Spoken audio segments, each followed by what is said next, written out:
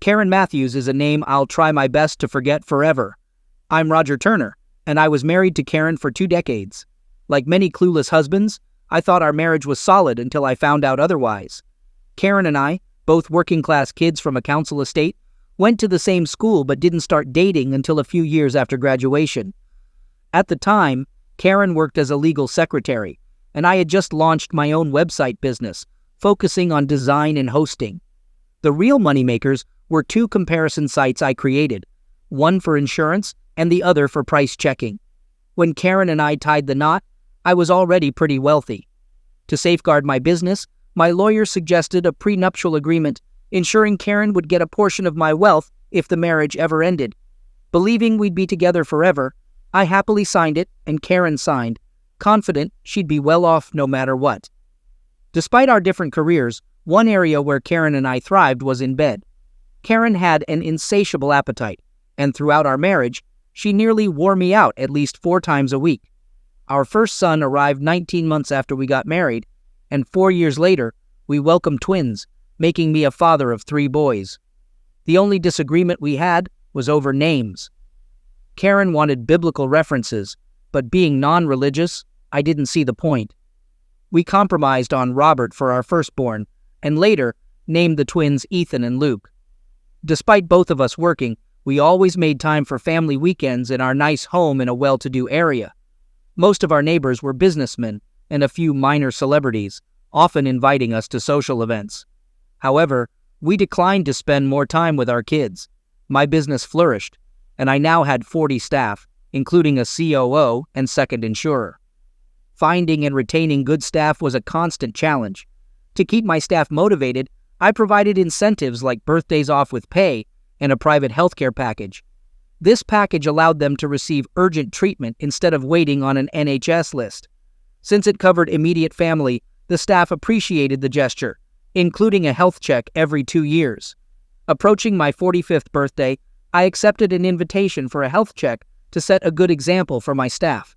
The doctor asked about my lifestyle, did the usual checks, and took blood and urine samples for tests. Satisfied with the preliminary results, I returned to work happy, thinking I was fit and healthy. That evening, Karen and I discussed our son Robert's upcoming 18th birthday and planned a party. 2 days before the celebration, I received life-changing news. The doctor wanted to discuss the results of my tests. Wondering if it was bad news, I sat where the doctor indicated. The doctor explained that it's not life-threatening, but the issue is hemochromatosis. As I lead a relatively healthy lifestyle, I show no obvious symptoms. With medication, we can control the disease. I inquired about how I got it. The doctor replied, "I'm afraid it's hereditary, Mr. Turner. Symptoms vary. Some experience chronic internal pain, while others are sterile but pain-free. You fall into the latter group due to heredity. I should check your son's as well." Stunned, I asked if he just said I'm sterile, and the doctor confirmed it. He explained that the test results confirm I'm sterile, and based on their experience, it seems I always have been. I could tell by his expression what he was thinking. The doctor then explained the prescribed medication, thankfully giving me leaflets to read. Still shocked, I didn't absorb much of what he said. Originally planning to return to the office, I instead headed home. With Karen at work and the boys at school, I had time to think. After overcoming self-pity, I urgently scheduled tests for the boys. If they weren't mine, I needed answers from my wife. During dinner that evening, I shared what I had learned earlier. The boys were fine with getting tested. Karen wasn't too excited, but the boys' well-being was the main concern. Despite Karen's feelings, I took the boys for testing 2 days after the party. The wait for the results was agonizing. My emotions were mixed when I finally got them. The doctor gestured to a chair, signaling me to sit down. I asked, "What's wrong with me?" knowing the boys were in the clear. The doctor explained that after extensive tests, none of my sons showed signs of hemochromatosis, which seemed odd. With my samples still available, the lab conducted a DNA test, considering my concern from our last meeting. Anticipating bad news, I looked at the doctor. He informed me that the tests concluded that I am not the biological father of my sons. In disbelief, I jumped up, insisting the test results were wrong. The doctor let me vent for a few minutes before I calmed down and sat again. I asked if the boys all have the same father, and he confirmed that the test confirmed the same man fathered all 3 boys. Since I was unaware of my condition, he assumed my wife was too. I admitted that my wife didn't know. She still doesn't know the full story. I told her about the health issues, but I didn't mention my sterility at the time, clinging to some hope that the boys would be mine. The doctor expressed his condolences, and I requested a printed copy of the DNA result, sensing I might need them soon. I thanked the doctor and left. Normally I might have considered going home, but that day I chose to return to the office. Upon entering the office, Don sensed something was wrong. He followed me into my office and closed the door, asking what's up, and noting that I looked like I just got some bad news. I sat and explained everything to Don. He asked what I was going to do about it. I replied that I saw 2 options, saying nothing and continuing to play the dumb, coolest husband, or confronting Karen, which would likely lead to a divorce. I mentioned living a lie for 20 years, thinking the boys were mine, and Don reassured me, suggesting there might be an explanation for this. I informed Don that I would be leaving him in charge for a few days to sort this mess out. Don apologized and told me to take as long as I needed. He returned to his office, and I sat there thinking about how to deal with the mess. Mentally, I worked out that Karen could potentially get about £2 million if we divorced. Considering I was worth 10 times that amount, I could afford it. I called my lawyer for advice, and since he primarily dealt with corporate clients, he recommended Arthur Crenshaw. Arthur Crenshaw was an old-school lawyer who knew his way around the legal system. I explained the prenuptial agreement we had in place. Arthur asked if I was sure this is what I wanted to do, and I affirmed that there's nothing my wife can say to me that will make this right. I inquired about collecting the papers when they are ready, and Arthur assured me that his secretary, Marion, will have them for me to collect. I thanked Arthur and left. I drove around until it was time for me to go home. When I walked indoors, the twins were watching television. Karen was cooking dinner. I asked where Robert was, and Karen informed me that he was staying out with friends for the night. She mentioned it would be just the 4 of us for dinner. After our brief conversation, the twins disappeared to their rooms. After dinner, with the dishwasher loaded, I joined Karen in the lounge. I mentioned having an interesting chat with the doctor the previous day. Karen calmly inquired about what it was about. I explained that it was about how the boys have no signs of the hereditary condition that I have. After running all the tests, they drew a blank, which apparently is very unusual. They solved the riddle when the doctor ran a DNA test, revealing that the boy's DNA is no match to mine. I asked if she would care to explain. Karen sat in silence, staring at me for a minute. She admitted that there's not much to say, and confessed that the boys aren't mine. She fell in love with someone else soon after we married, and her love was so strong that she wanted his children. When they tried for a baby, she used her diaphragm unless she made love with him. I expressed disbelief and frustration, questioning why she didn't divorce me and go play happy families with him.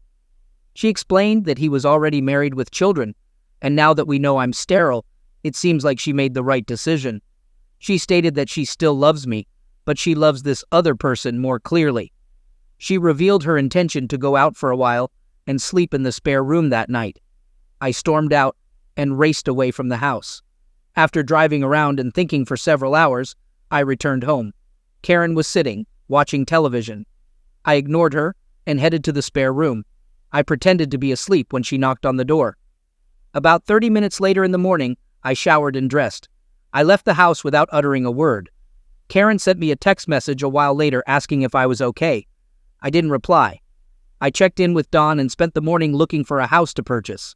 Later in the day, I collected the divorce papers. Karen was alone when I arrived at the house. She smiled as I walked indoors. I tersely asked where the boys were, and she informed me that Robert was out again and the twins were with her parents as we needed to talk. She mentioned going upstairs to get changed and suggested I take a look at the divorce papers. I tossed the envelope on the kitchen table before walking away. Karen stood there with her arms folded, a defiant look on her face when I returned to the kitchen. I informed her that we were getting a divorce. I reminded her of what she had confessed the night before, that she loved another man more than me, the man whose kids she had. She acknowledged loving me, but not enough to have my kids. I pointed out that my sterility made no difference, and if we had known back then, we could have adopted. However, she went off and got pregnant by this other man without giving me any say in the matter. I asserted that a divorce was the only path forward for me, and I mentioned the fairness of the £2 million settlement as per the prenup agreement. When I suggested that Karen might still be sleeping with him, she looked at the floor, confirming my suspicions. I declared that since this was my house, she would have to move out, and I would pay for her new place, deducting it from her settlement. In the meantime, I planned to stay in a hotel. Regarding child support, Karen protested, mentioning that Robert was over 18. I dismissed its relevance and suggested she ask the twins' father, whoever he may be, for child support. Karen insisted that I was making a big mistake and argued that since I was listed as the boy's father, I had to pay for them. I retorted that my only mistake was marrying her and questioned the identity of the boy's father, acknowledging that it might not make any difference anyway. I went back upstairs to pack my clothes, planning to stay in a hotel for a few nights until I sorted something out. Karen was sitting at the table crying when I carried the suitcases downstairs. I mentioned that I would be back for more of my stuff in a day or two and left without waiting for a reply. I found an apartment I could rent for 2 months. Hopefully, that was all I would need it for. It also gave Karen a chance to find somewhere to live. Karen called me several times asking me to reconsider. After the last callback got heated, she gave up. My lawyer said she had signed and returned the divorce papers. I gave her a month to vacate the house. Robert called to let me know he wasn't happy with his mother. He asked if he could move in with me. When I found somewhere, I told Robert that his mother would be moving out of the house. When I called to speak to Ethan and Luke, I was told they didn't want to talk to me. I heard Luke scream out that he hated me. One evening, Robert and I were talking when Karen called him. He put the call on the loudspeaker. Robert responded tersely, expressing his lack of respect and stating that he wanted nothing to do with Karen or the man she referred to as his father. He accused her of destroying the family and labeled her a liar. Robert hit the button to end the call and expressed his desire to have nothing to do with Karen. He hoped that the twins would realize what kind of person she was and walk away when they were old enough. Karen found a house for herself and the twins, reserving a room for Robert, although he had no intention of using it. I was present on the day she moved out and suggested she take the bed, as we never did anything in the house, and I didn't believe a word she said. The twins ignored me during our time at the house, and they didn't look back when Karen drove away. Due to my wealth and status, I was an ordinary guy who had done very well for himself. The papers covered the divorce story, and public opinion seemed to favor me, with most people thinking I had been treated unfairly by Karen. 5 months later, the divorce became final, and unfortunately, I ended up with child support responsibilities for the twins. Arthur called to inform me that the divorce was final and answered a few questions. I inquired about challenging the child support claim and removing my name from the boys' birth certificates. Arthur explained that I could appeal against the child support claim, but it might take some time, requiring the real father to take a paternity test. He suggested an alternative option, suing my ex-wife for parental fraud. This would result in being taken off the birth certificate, and I could claim back any child support paid since the divorce. Arthur mentioned getting Karen on the stand to name the father, as she couldn't refuse to answer if under oath. I agreed to go for it, and Arthur said he would let me know when Karen had been served with the papers.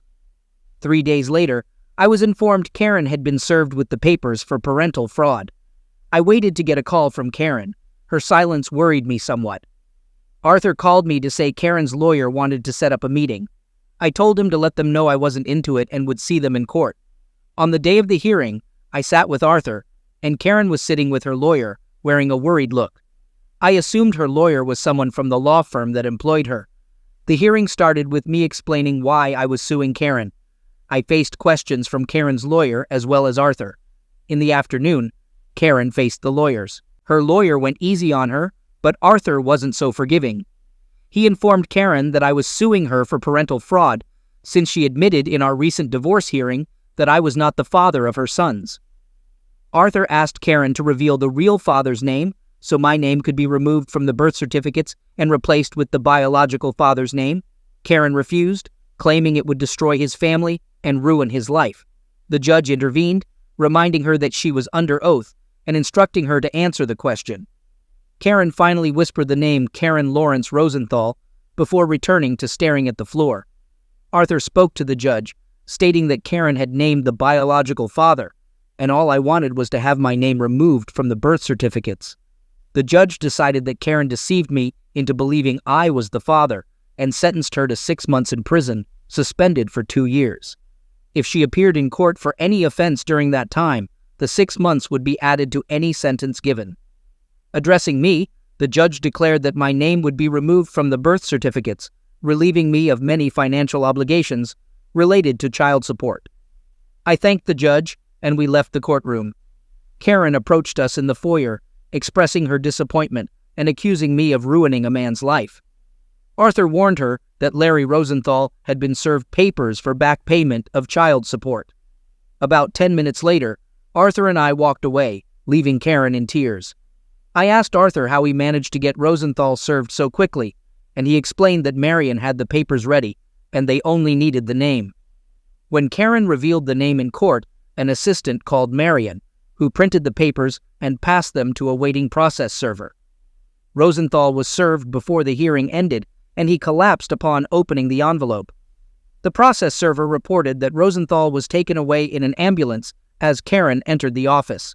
The media covered the case extensively, and I learned about Rosenthal's collapse and subsequent firing from the senior partners through news outlets. Larry Rosenthal would become a celebrity in his own right when the next day's editions hit the stores.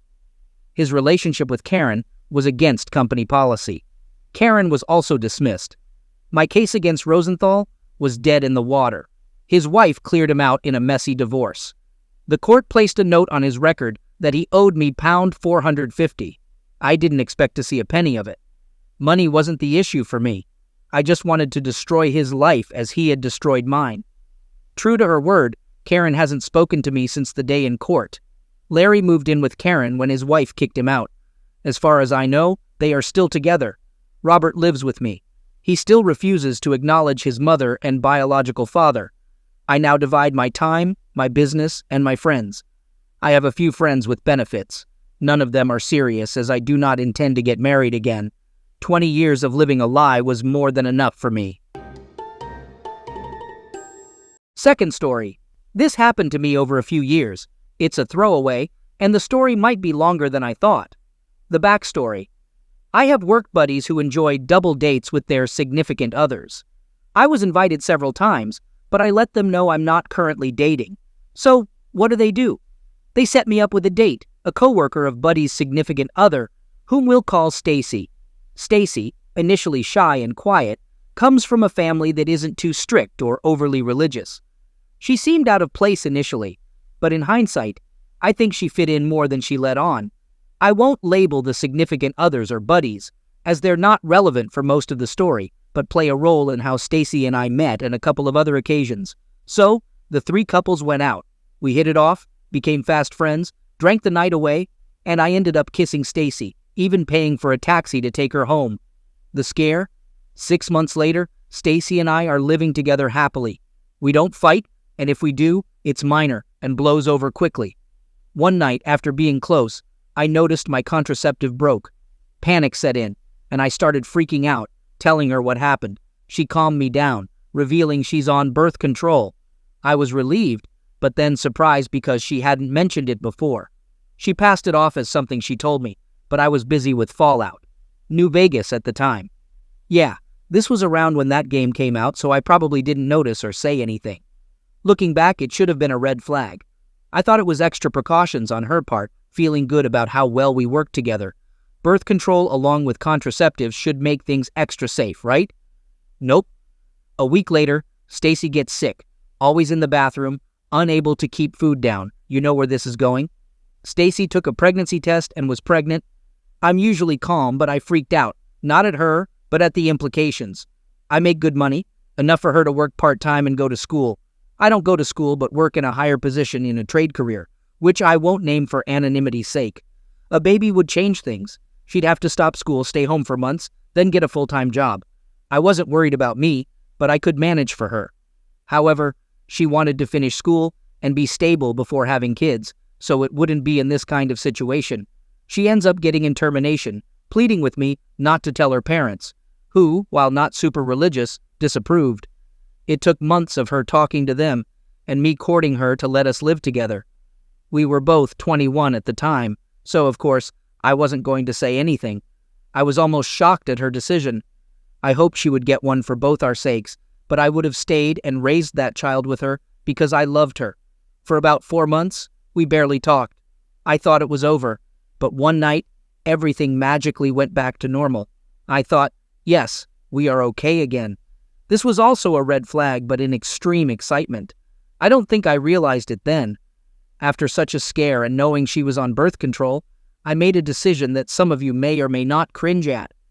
I went and got a vasectomy. It wasn't that bad. I consulted with my primary care doctor and was referred to where I had it done. A week of ice and paid vacation. Now I know what you're thinking, and I saved some seed fluid just in case. Although I should have, I didn't tell Stacy. I know what you're thinking. WTF? But honestly, she was on break at the time, visiting family. I wanted to wait and let her know when she got home and not discuss it when her parents were around. I wasn't sure how they would react if they overheard. Her family's opinion matters a lot to her, which will come up later.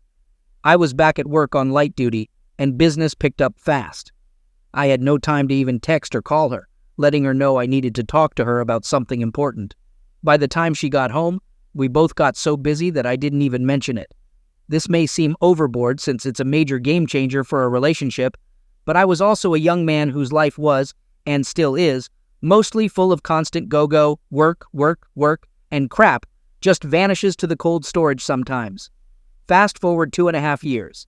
I got promoted multiple times, was riding high on life, loved my significant other, and we were considering marriage after she finished school. At this point, our relationship had evolved to the extent that we no longer used birth control pills or contraceptives. Then, she drops the bomb that she got an IUD for pregnancy prevention. I initially thought it was excessive, considering I had a vasectomy. Oh well, maybe she just wanted to be extra sure. Well, not quite. Around mid-April 2014, she falls sick again, and we have no idea what's happening. I rush her to the hospital and find out she's pregnant. Now, most people probably assume I'd scream and accuse her of cheating. Nope. I acted as surprised as she did, assuring her we could get through it, and I'm with her 100%. The reality is that state laws vary, but here, unless the father signs a birth certificate in person, it doesn't count. I made sure, consulting my company's attorney for advice. He recommended seeking legal counsel on paternal matters. A week and a half later, armed with undeniable proof that I'm not the father, I had my assurances. As far as Stacy knew, it was probably mine. After all, we weren't using any birth control at all. None. Turns out she had scheduled an appointment, but canceled due to complications causing pain and swelling. I wasn't informed of this. Normally, I respect personal belongings, but after learning about the cancellation, I snooped through her emails. Literally. No joke, you guys. Hundreds of emails of her coordinating meetings, updates, times, and prices. She was involved in illegal activities, not just fooling around for cash, as I initially thought. She was actually having affairs for free and selling stolen meds from patients. The termination she got wasn't her first. Did I mention she was studying to become a nurse? She'd sneak meds any way she could, taking them from various people, including cancer patients. She hid all of this from me, her teachers, and her parents. Her major supply was from people she'd slept with and sold to. She'd manipulate them into getting hurt or help them get hurt, and then get them prescribed pain pills. Now, the revenge. Throughout her pregnancy, I said nothing to her, her parents, friends, or teachers. She was close to graduating and becoming a mom, and everything seemed happy for her. Well, I got an apartment and paid rent secretly. The place we lived was in her parents' name, a blessing in disguise. I started selling my stuff, claiming it was for a fund for the baby, but secretly moving it to my new place.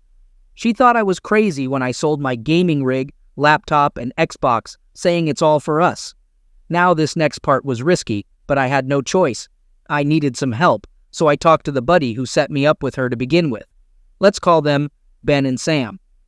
Ben had left the company I worked for, so this wouldn't negatively affect him.